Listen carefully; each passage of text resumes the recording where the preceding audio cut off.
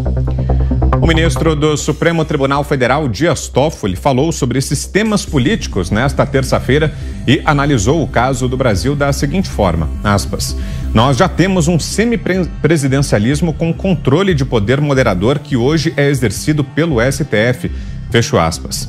A declaração do ministro foi durante o 9º Fórum Jurídico de Lisboa, em Portugal. Ele acrescentou, basta verificar todo esse período da pandemia. Segundo Toffoli, a atuação do STF ao lado do Congresso Nacional foi fundamental para atenuar os impactos do novo coronavírus no país.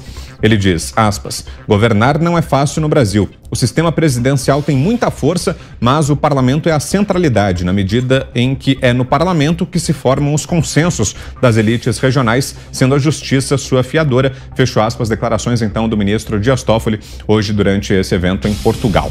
E a gente começa trazendo aqui para você a análise de José Maria Trindade. O ministro se refere ao STF como poder moderador, Zé. Salve, boa noite.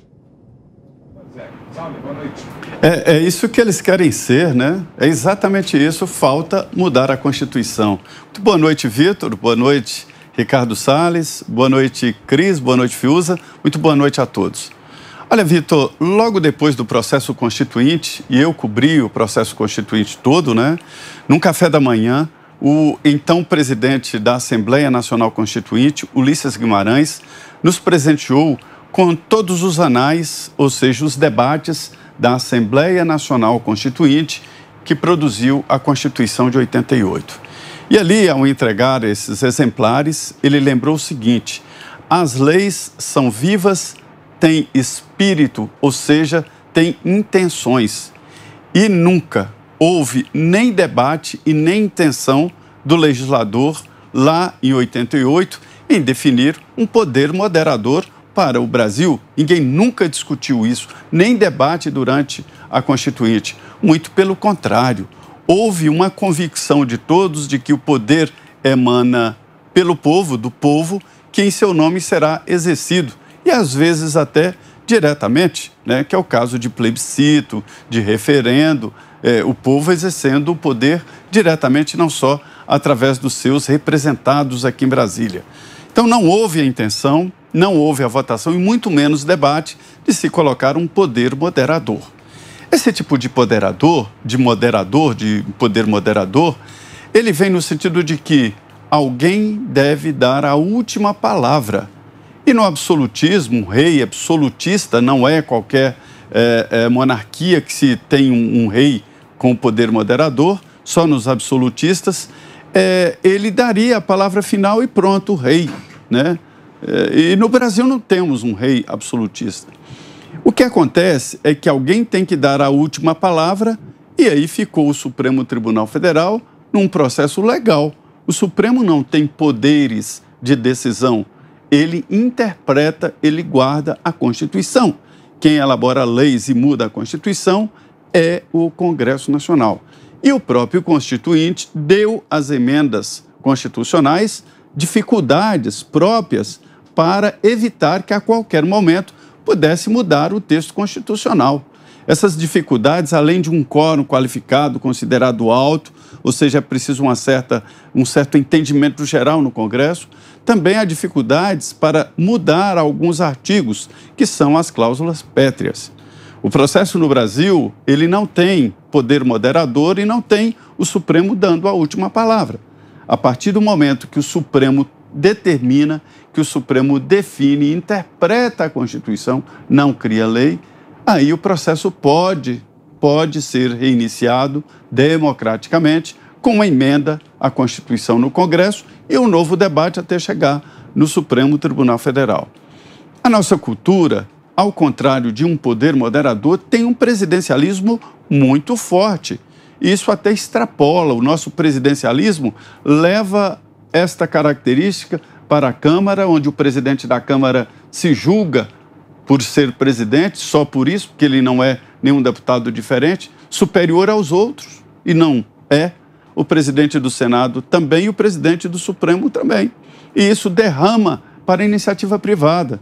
Em alguns países, mesmo numa empresa privada, o presidente não manda tanto, porque tem um conselho consultivo, tem o conselho que vai auxiliar o presidente, e no Brasil não tem essa característica. E em duas oportunidades recentes, que houve outras, né, eu vi essa tentativa de reduzir o poder do presidente. Uma de Michel Temer. Ele abriu mão de poder fazendo ali um presidencialismo congressual, porque ele admitia, inclusive, mudanças e opções do Congresso para gerir o país. Mas foi uma opção do presidente Michel Temer de aceitar essa divisão do poder. Agora, vem um ministro, ex-presidente do Supremo Tribunal Federal, e dizer que houve essa mudança brusca, sem emenda à Constituição, é muito perigoso e eu diria que é problemático e preocupante. Você, o que nos diz das falas, Guilherme Fiuza. Boa noite, Fiuza. Boa noite, Vitor Brown, José Maria Trindade, Cristina Grêmio, Ricardo Salles. Boa noite a todos.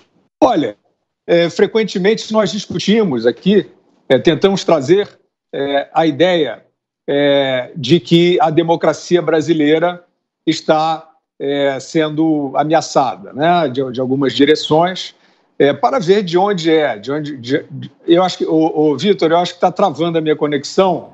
A gente está te ouvindo, vou refazer aqui. Tá bom, mas você preferia refazer? Bem? A gente está ouvindo. Vamos tentar seguir? Vamos seguir, então. Bem, então, essa grande questão, né, a democracia brasileira está ameaçada? A democracia brasileira está ameaçada por quem? Esta frase do ministro do Supremo Tribunal Federal, Dias Toffoli, de que o Brasil vive um semipresidencialismo, é uma ameaça à democracia.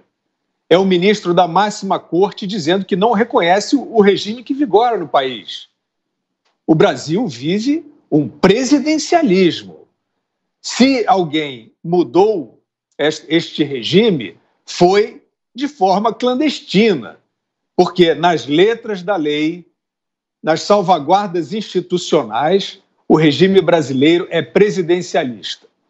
Eu analisaria essa fala como uma fala de alguém que se sente imune à crítica, que se sente imune às correções de abusos das instituições, eventuais abusos. E é isto o que hoje vivem os ministros da Suprema Corte brasileira. Eles estão com a falsa sensação de que estão acima da lei. Essa declaração, ela é inaceitável. Essa declaração é um convite à crise institucional. Essa declaração deveria ensejar uma reação imediata, tanto do Poder Executivo quanto do Poder Legislativo. O que quis dizer o ministro da Suprema Corte ao alegar que o regime que vigora no Brasil não é o que vigora, é outro. Isto é uma ameaça que ele está fazendo, ele precisa dizer. Na prática, Vitor, a gente sabe o seguinte, é claro que estamos assistindo, e temos assistido já há bastante tempo, uma parte dessa imprensa que virou consórcio atentando contra o governo, fazendo política. E eu sempre ressalvo, o pessoal pergunta, por que você fala tanto do Temer? Não me interessa o Temer, nem me interessa o Bolsonaro. Estou falando que eu cito o Michel Temer porque, de repente, ficou parecendo um país sem memória e todos os problemas são ou envolvem o Bolsonaro ou são um conflito com o Bolsonaro. Eu quero citar o Temer para dizer que aconteceu a mesmíssima coisa no período Temer. O presidente Michel Temer sofreu sabotagens, sofreu represálias, inclusive numa tentativa de virada de mesa, e o Supremo Tribunal Federal estava dentro disso. E o Rodrigo Maia, que era presidente da Câmara dos Deputados, depois veio dizer que só não foi presidente no lugar do Michel porque não quis. E esse mesmo Rodrigo Maia estava aí no início do período Bolsonaro, sendo trazido e cantado em prosa e verso pela imprensa internacional, municiado pelos conspiradores daqui, como o primeiro-ministro de fato. Vocês lembram disso? O parlamentarismo branco. Então, esta declaração do Dias Toffoli, ela parece se afinar com toda esta sequência aí de alegações contra o governo federal. Querem o quê? Querem assumir que estão conspirando contra o poder central? Assumam isso, mas assumam de cara lavada, né? Digam, nós não reconhecemos mais o poder central como ele está constituído. E aí é outra coisa. Essas medidas, eu não vou nem entrar no particular delas, né? O Supremo Tribunal Federal retirou do governo federal a possibilidade de gerir, de coordenar a pandemia, num ato, a meu ver, abusivo, antinatural, porque a pandemia não era estadual nem municipal, ou seja, para fazer política, isso não deu certo, sobreveio o covidão, sobreveio um péssimo enfrentamento no sentido de como a população foi tratada nesses toques de recolher absurdos, e o Supremo Tribunal Federal está por trás dessa medida polêmica, não é uma medida corretiva, não é uma medida de harmonia e tampouco é associável a um sucesso no enfrentamento da pandemia. O STF atuou para confundir e atuou fazendo política esse tempo todo. E, pelo visto, agora, ele não sabe o chapéu que usa. Ele está querendo dizer que o regime que vigora no Brasil é outro. E o parlamento e o presidente da República precisam reagir a isso.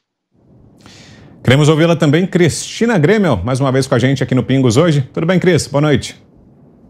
Oi, Vitor, tudo bem? Boa noite para você, Zé Maria, Fiuza, Ricardo Salles, e boa noite para a nossa audiência maravilhosa. Deixa um beijo também para Augusto e Ana, que não estão presentes hoje. Olha, o Fiuza fez muito bem de lembrar aí que essa declaração do ministro Toffoli é declaradamente, para ser redundante até, mas é descaradamente um atentado à democracia. É um ato antidemocrático, querer dizer que já está em vigor um poder que não existe, querer dizer que o STF está governando e falar isso fora do país para uma audiência de estrangeiros. O que ele está querendo plantar aí? Uma narrativa de que o Brasil mudou o regime de governo e esqueceram de avisar os brasileiros? Ou está descaradamente revelando que no STF brasileiro não se respeita a Constituição? Porque aqui dentro a gente já sabe, talvez os estrangeiros ainda achem que a nossa Corte Suprema respeita, no mínimo, a Constituição, já que não respeita o povo brasileiro.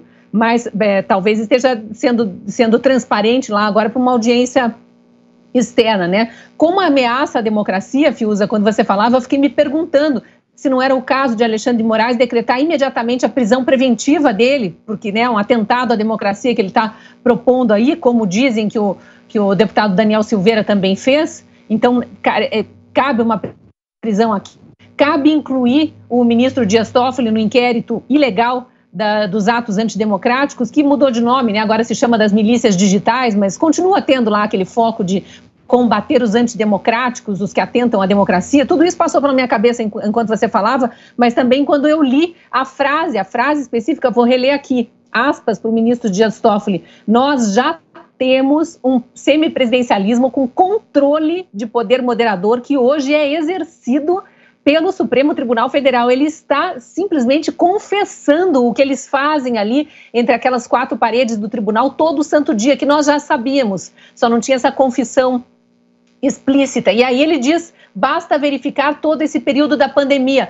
Numa coisa eu agradeço o ministro Dias Toffoli, está finalmente assumindo com todas as letras que roubaram para si, lá no STF, todo o controle da pandemia. Parem de dizer que é fake news, que o STF tirou os poderes da presidência da República. Olha o que aconteceu com o Plano Nacional de Imunização. Faz coisa de 2 meses que o ministro da Saúde, que por acaso hoje fez uma outra entrevista coletiva, mas reuniu sua equipe de secretários para expor para a nação que nem tinha começado ainda, dentro do Plano Nacional de Imunização, a vacinação de adolescentes, e 1,5 milhão de adolescentes já tinham sido vacinados no Brasil à revelia do Ministério da Saúde. O Ministério da Saúde manda os frasquinhos de vacina com um adesivo, uma etiqueta falando para qual faixa etária era, e governadores e prefeitos arrancaram essa etiqueta e vacinaram adolescentes ao seu bel prazer, porque os ministros do STF tinham dado esse poder a eles. Então, obrigado, Dias Toffoli, por deixar às claras o que vocês fizeram com o brasileiro na pandemia. Largaram nas mãos de qualquer um.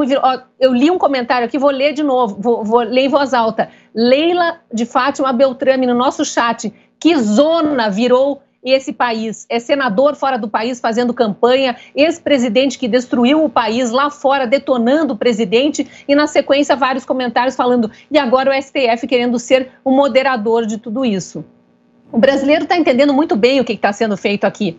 Eu lembrei também que esse mesmo ministro do STF, tenho certeza que nossa audiência lembrou junto comigo aqui, era, até pouco tempo atrás, se achava, né? Dizia que era o editor do Brasil. Talvez ele não tenha gostado de se aventurar no jornalismo, de fazer o papel de editor, que é aquele que corrige os textos dos repórteres para tentar melhorar ali um pouco e deixar mais compreensível para o leitor, para quem for ler. Talvez ele não tenha gostado dessa aventura jornalística e resolveu governar, porque agora ele quer governar. E aí ele diz, na sequência da fala dele para essa audiência, né, de estrangeiros, que presidir o Brasil não é fácil.